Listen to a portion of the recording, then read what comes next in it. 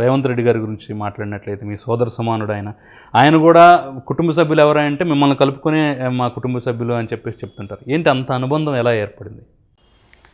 ఇక అంటే అందులో అందరం పనిచేసినప్పుడు ఒక యాక్చువల్గా టీడీపీలో కుటుంబ రిలేషన్షిప్ అందరితో బాగుంటుంది.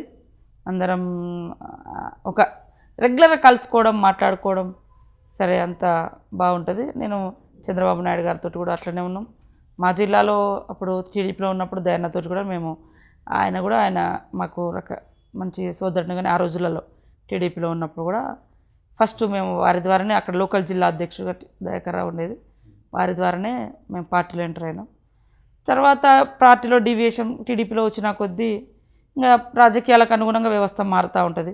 ఇంపార్టెంట్ మనం ఒక రాజకీయంలో ఉన్నాం కాబట్టి సరే ఇంకా ఇటు వచ్చినప్పుడు వారు ఆ రకంగా చెప్పుకోవడం జరిగింది. అదే గౌరవాన్ని దాన్ని అయితే కలిగి ఉన్నాం ఇప్పటి వరకు. ఒకసారి మీ రాజకీయ జీవితాన్ని ఇవన్నీ పక్కన పెట్టినట్లయితే మీ కుటుంబ నేపథ్యం ఏమిటి, ఎలా ఉంటుంది, అట్ ద సేమ్ టైం మీ అభిరుచులు ఏంటి అనేది ఒకసారి మా ప్రేక్షకులు తెలియజేయండి. ప్రేక్షకులు జనరల్గా అయితే అన్న ఉండే చనిపోయాడు, తను కూడా చనిపోయాడు. మా ఇంట్లో ఇద్దరు చనిపోయారు ఉద్యమాలలో. బాబు ఒక్కడు, ఇంకా ఆయనకు కూడా మ్యారేజ్ అయిపోయింది. మా అన్న పిల్లలు 3, అమ్మాయి ఇంకా పెళ్లి కాలే, మా అమ్మాయిన గొడవలు నాతో పాటు ఉంటుంది. ఇద్దరు పిల్లలు మగవాళ్ళకు కూడా పెళ్ళి, అంతా ఒక జాయింట్ ఫ్యామిలీ లాగానే ఉంటాము. వదినే ఉంది, చిన్నగా ఇక్కడ హాస్టల్లో పని చేసుకొని తన ఏదో చేసుకుంటుంది. మా అమ్మ నాన్న ఇంటికాడ జగ్గన్నపేటలో ఉంటారు.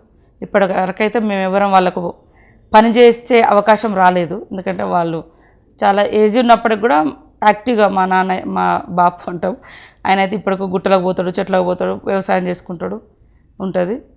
ఇంకా ఎప్పుడు నేను ములుగులో ఉన్నప్పటికి కూడా 2-3 నెలలకు కూడా కలుసుకునే అవకాశం కూడా దొరుకుతలేదు. రోజు ములుగులో ఉన్నప్పటికి కూడా బిజీ అయిపోయింది. ఎప్పుడైనా కలవాలంటే ఇంటికి పోయినా కూడా అందరు జనాలు వస్తారు. ఇంకా ఇంటికి ములుగుకు దగ్గరే, ఇంకేదైనా పోవాలంటే అడవిలోకి పోవాలనే దాంతో అడవికి ఏదన్నా చేనుకి వెళ్ళిపోయి అక్కడ ఏదన్నా ఇంత వంట చేసుకొని అక్కడే వాళ్ళతో కలిసి ఉండడం ఇంకా ఈ టైప్ అయిపోయింది ఈ మధ్య. ఎందుకంటే ఇంటికి పోయినా పాపం జనాలు వస్తూ ఉంటారు, వాళ్ళని కాదనలేము, వీళ్ళతో ఉండలేము.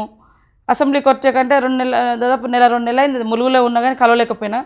ఇటు వచ్చాకంటే ముందు రోజు ఒకరోజు నైట్ 9 గంటలకు ఇంటికి పోయి వాళ్ళతో భోజనం చేసి మళ్ళీ తెల్లారి ఇటు పరిగెత్తుకొచ్చిన అమ్మ నా వాళ్ళతోటి కూడా. సో ఇక అంతా రాజకీయమే జీవితంలాగా అయిపోయింది. ఇంకా పర్సనల్ కొడుకు కోడలు మనవరాలు కూడా అందరూ వాళ్ళు వేరే ఉంటారు. నేను క్యాంప్ ఆఫీస్ ములుగులో ఉంటాను. నాతో పాటు మా బంధువుల పిల్లలు వాళ్ళ ఫ్యామిలీ నాతో ఉంటారు. వాళ్ళు ఇంకా వాళ్ళు ఏదైనా ఉన్నా కూడా అక్కడ ములుగు వ్యవహారాలని వంట చేసుడు అవి అంతా వాళ్ళు చూసుకుంటారు. సరే ఇంకా రోజు తెల్లారితే జీవితమే రాజకీయం లాగా అయిపోయింది. పబ్లిక్కే తప్ప ప్రైవేటు వ్యవస్థ అనేది నా కోసం ఏదో అనేది ఏం లేదు. ఆ స్థాయిలో కూడా సరే ఆ చిన్నతనంలో కూడా హాస్టల్లో బతికినాం, ఆ తర్వాత ఉద్యమాలలో బతికినాం. అప్పటి నుంచే పబ్లిక్ కోసం బతకాలనేటువంటి అవగాహన నేర్చుకున్నాం. ఇక ఇది ఉండాలి అది ఉండాలి, నన్ను చూస్తూనే ఉన్నారు మీరందరూ. ప్రజలలో గౌరవం ఉండాలి, ప్రజలతో ఉండాలి, ప్రజల కోసం పనిచేయాలి, ఏ చిన్న అవసరం ఉన్నా మన శక్తి మేరకు ఉండాలి అని ఎక్కువ చదువుకోవడానికి కాన్సన్ట్రేషన్ ఎక్కువ దృష్టి పెడతా ఉంటాం. కానీ టైం దొరకట్లేదు. గతంలో ఎక్కువ పడుకునే టైంలో అయినా కనీసం చదువుకునేది. డైలీ 1 అవర్ అయినా బుక్ పట్టేది, నిద్ర రాకపోయే పరిస్థితి ఉండేది. బుక్ పట్టుకునేది. మార్నింగ్ కంపల్సరీ పేపర్స్ చూసుకుంటా, పేపర్స్ ఫాలో అవుతా రెగ్యులర్గా. ఆ రోజు పేపర్ చూసుకోకుండా ఈరోజు మన జీవితంలో ఆ పేజ్ లేనట్టు అనిపిస్తుంది. అదొకటి ఉంటుంది. ఎలాంటి ఫుడ్ మీరు ఇష్టపడతారండి? ఇది అనేది ఏం లేదండి. అంటే జనరల్గా న్యాచురల్గా జనాలు పెడతా ఉంటారు, తింటూ ఉంటాం. ప్రత్యేకంగా ఏం లేదు. ఎక్కువ గిరిజన సాంప్రదాయము మాది. ఎక్కువ చేపలలో కూడా ఎండబెట్టిన చేపలు అయితే ఇష్టపడతా. ఎండబెట్టిన రొయ్యలు, ఎండబెట్టిన చేపలు, మటన్ కూడా ఎండబెట్టింది అయితే కొంచెం ఇంట్రెస్ట్ అనిపిస్తుంది. తర్వాత ఎక్కువ మష్రూమ్స్ ఎక్కువ ఇష్టపడతాము. అడవులలో దొరుకుతాయి. ఈ సీజన్లో బాగానే తిన్నా నేను. ఊళ్ళలోకి వెళ్ళినప్పుడు లేకుంటే ఎవరైనా మా వాళ్ళు అక్క దొరికినాయి అంటే తీసుకొచ్చి ఇవ్వడం, అవి ఎక్కువ ఇష్టపడతాము. దాని టేస్ట్ కూడా డిఫరెంట్గా ఉంటుంది. గోంగూర ఇట్లాంటి కొంచెం న్యాచురల్ ఫుడ్కే ఇష్టపడతాం. ఎందుకంటే ఈ సిటీస్లలో వచ్చేది లేదా అట్లా కాకుండా కూరగాయలు కూడా ఇంటికాడ నుంచి తెప్పించుకోవడము, ఊళ్ళో దొరికేటి తెచ్చుకోవడము అట్లా. ఇప్పుడు మా క్యాంప్ ఆఫీస్లో కూడా మొత్తం ఎక్కువ కూరగాయలు పెట్టించుకున్నాము జనరల్గా. అది ఏదైనా గడకో గంజ ఎట్లా దొరికితే అంబలి. సినిమాలు చూస్తుంటారా? ఎంటర్టైన్మెంట్ అలాంటివి ఇష్టపడుతుంటారా? ఎక్కువ బయటికంటే ఎప్పుడైనా ఇక్కడ ఏదైనా మెంటల్ డిజార్డర్లు ఉన్నప్పుడు మనోళ్ళు పెడతా ఉంటారు. అది కూడా హైదరాబాద్కి వచ్చినప్పుడు ఏదైనా టైం దొరికితే ఇక్కడ కూర్చుంటాం కాబట్టి కామన్గా టీవీ సైడ్ పోతూ ఉంటుంది ఇక్కడనే. కానీ అక్కడ వరంగల్ ములుగులు అంత అవకాశం ఉండదు. పొద్దున్న తిరిగి వస్తాం. ఏదైనా టైం దొరికితే ఇంత రాసుకోవడమో చదువుకోవడమో మేజర్గా చేస్తూ ఉంటాం. న్యూస్ కూడా తక్కువనే, ఎందుకంటే మార్నింగ్ 6 నుంచే జనాలు స్టార్ట్ అవుతూ ఉంటారు. వాళ్ళని గంటలు నిలబెట్టడం నాకు ఇష్టం ఉండదు. 8 కల్లా కిందికి పబ్లిక్లోకి వెళ్తాం. ఒక్కోసారి 7కే స్టార్ట్ అవుతూ ఉంటాం బయటికి పోవాలంటే. కరోనా టైంలో అయితే 3 గంటలకు గుళ్ళు వేసిపోయిన సందర్భాలు ఉన్నాయి. టైమింగ్స్ని బట్టి, ఆ రోజు ఉండే షెడ్యూల్ని బట్టి ఈ టైం అని ఉండదు. మేజర్గా అయితే 8 వరకు నేను రెడీ అవుతూ ఉంటా, వెళ్ళిపోతుంటా. పేపర్ చూసుకోవడం, ఫస్ట్ లేవగానే కొద్దిగా యోగా చేసుకోవడము, లేదా సాయంత్రం టైంలో వాకింగ్ చేసుకుంటా. యాక్చువల్గా సాయంత్రం వాకింగ్, మార్నింగ్ యోగా. ఎందుకంటే మార్నింగ్ యోగా కిందికి పోవడము, అది జనాలు అందరూ వస్తూ ఉంటారు కాబట్టి మార్నింగ్ వాకింగ్ చేయలేము, ఈవినింగ్ యోగా చేయలేము. కాబట్టి యోగా అనేది కొంచెము టైం కేటాయించుకున్నప్పుడు, హర్రీ లేనప్పుడు మాత్రం కొద్దిసేపు యోగా చేసుకుంటా. ఈవినింగ్ టైంలో కొంచెం వీళ్ళతో మాట్లాడుకుంటూ, ఫోన్లు మాట్లాడుకుంటూ వాకింగ్ చేస్తాం 1 అవర్. రాజకీయ జీవితంలో మీ ఫైనల్ గోల్ ఏంటి?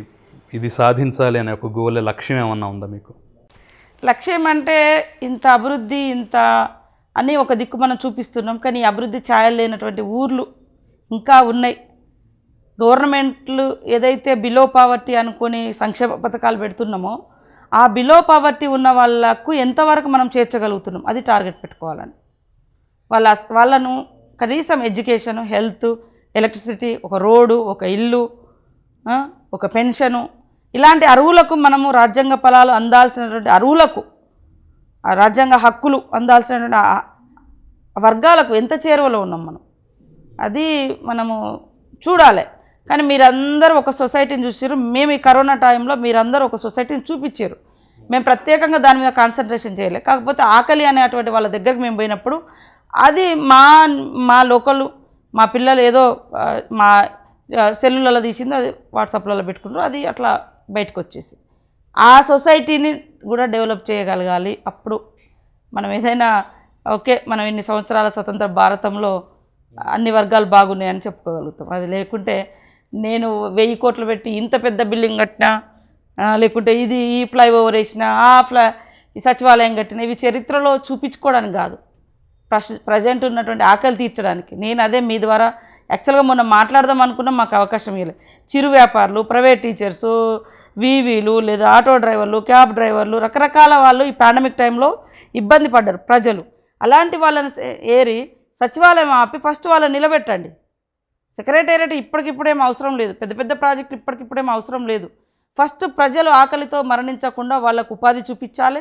వాళ్ళు ఈఎంఐలు, అవి ఇవి అని పెట్టి తెచ్చిర్రు, రెంట్ కట్టలేని పరిస్థితులు ఉన్నారు. ఈయన అంటాడు కరెంట్ ఇంటి అద్దెలు కట్టొద్దు అంటారు. మరి ఎలక్ట్రిసిటీ బిల్ ఆపొచ్చు కదా, మీరు కట్టించారు కదా. అదే అంటాను, ఇంటి వాళ్ళు మాత్రం ఫ్రీగా ఇవ్వాలంట. ఆయన ఎక్కడో అప్పులు తెచ్చి ఇల్లు కట్టుకొని ఉంటాడు, ఇంట్లో అద్దె 4 రోజులు ఆపగలుగుతాడు అడగకుండా, కానీ కట్టకుండా ఉంటాడా? మరి నువ్వు గవర్నమెంట్ కరెంటు బిల్లు ఆపకుండా పోయినావు కదా, కనీసం అవైనా మాఫీ చేయాలి కదా, చేయలేదు. సచివాలయమో లేకుండా ఇంకో ప్రాజెక్టు ఇంకోటి అంటున్నారు కదా అప్పులు తెచ్చి. వాటికన్నా ముందు ప్రజల్ని నిలబెట్టండి, ప్రజల జీవితాలు నిలబెట్టండి, నిరుద్యోగులకు ఉద్యోగ ఉపాధి అవకాశాలు కల్పించండి. వాళ్ళే జీఎస్టీ రూపంలో, ట్యాక్స్ రూపంలో గవర్నమెంట్ని మళ్ళీ నిలబెడతారు ఇంకో ఏడాది తర్వాత. అది ఆ సబ్జెక్ట్ వచ్చేలోపే నా నోరు కట్ చేసిరా. నాగులు రోజు మాట్లాడిన రోజు నాగులకు నేను నివాళులు అర్పిస్తూ, నేను యాక్చువల్గా ఈ సబ్జెక్ట్ మాట్లాడాలనుకున్నా, ఈ చిరు వ్యాపారాల గురించి. వాళ్ళ కథం కట్ మళ్ళీ ఉల్టా నన్నే ఏం మాట్లాడుతావు అంటారు. వీళ్ళకేమన్నా అసలు దెబ్బ కొట్టుకోవడానికి అనేక వేదికలు ఉన్నాయి, చెప్పుకోవడానికి పబ్లిక్ మీటింగ్ పెట్టచ్చు, ప్రజల సమావేశాలు పెట్టచ్చు. కానీ మాలాంటి గొంతును నొక్కడానికి ఈసారి మాత్రము నాకు అసలు చాలా ఇరిటేషన్ అనిపిస్తుంది. ఎందుకు పెట్టారు అసలు అసెంబ్లీ? ఎందుకు కేవలం బిల్లు పెట్టుకొని ఇంకేం చేసుకుంటారు అనేది. ఖచ్చితంగా మీ ఆశయం నెరవేరాలని కూడా మనస్ఫూర్తిగా కోరుకుంటున్నామని. ఇంత బిజీ టైంలో కూడా మాకు సమయం ఇచ్చినందుకు మరొక్కసారి మీకు ధన్యవాదాలు తెలుపుకుంటున్నామండి. Thank you very much. Thank you so much.